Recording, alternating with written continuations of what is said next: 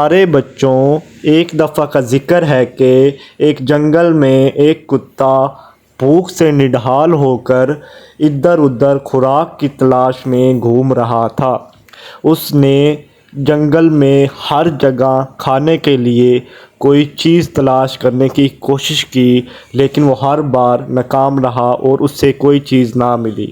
پھر وہ چلتے چلتے شہر کی طرف بڑھا اور اس نے دیکھا اور اس کو ایک گوشت کی دکان نظر آئی۔ اس نے سوچا کہ ادھر مجھے ضرور کچھ مل جائے گا۔ وہ جلدی سے دوڑا اور اس کو وہاں دکان پر ایک گوشت کا ٹکڑا گرا ہوا نظر آیا۔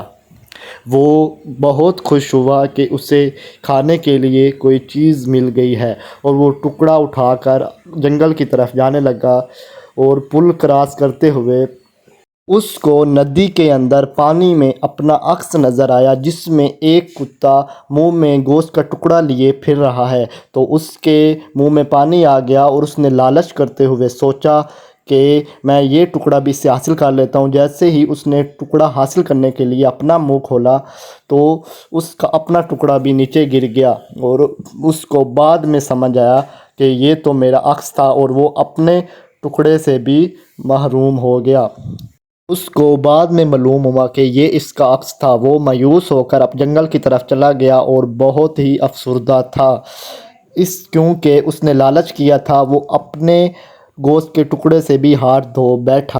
پیارے بچوں، اس سے ہمیں سبق ملتا ہے کہ ہمیں لالچ نہیں کرنا چاہیے، اور جو بھی ہمیں کھانے کے لیے میسر ہو اس کو کھا لینا چاہیے، اور اسی پہ صبر و شکر کرنا چاہیے، کیونکہ لالچ بری بلا ہے اور لالچ کا نتیجہ برا ہی ہوتا ہے۔